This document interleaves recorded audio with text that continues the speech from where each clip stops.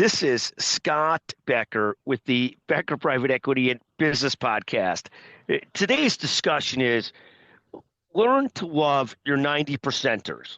So that's the title, Learn to Love Your 90 Percenters. So here's what I find. In every walk of life, there are people that are doing a very good job. They're doing a very good job. And you have a choice with those people. Do you appreciate the heck out of them for what they're doing that's 93% great? Or do you focus on that 7 to 10% that you'd like to be done somewhat differently?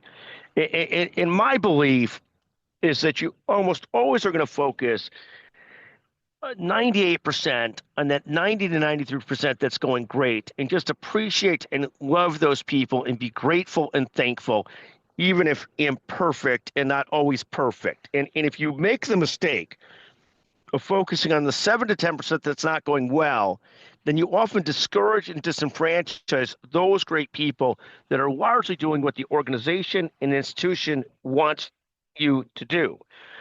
If you have a friend that's 90% a great friend, they're probably a great friend.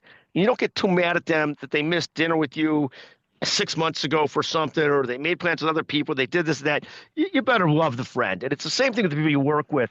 You better love the 90 percenters, the 93 percenters. Life's too short to not appreciate the heck out of those people that are doing overall great stuff. And it doesn't mean that you can't teach or talk about the 7 to 10%. You can, especially if you got great people and they can excel and be the total leaders of the organization, wherever they are, or just get better themselves. You can talk about that other percentage, but you better be careful about how you do so, and you better do it in the context of appreciating all the great stuff that they do. And it's not the artificiality of the sandwich approach, something nice on the front end, something negative in the middle, and then nice in the back end. You know, I've been through those discussions with people with the method of coaching or teaching, and I'm not a fan of it. It's more that you better overall appreciate the greatness in people and what they do, 99% of the time, 93% of the time, and just accept that they're imperfect and don't get hung up on their negatives. I think that's just horrendous management behavior when people do so. Thank you for listening to the Becker Private Equity and Business Podcast. Thank you very, very much.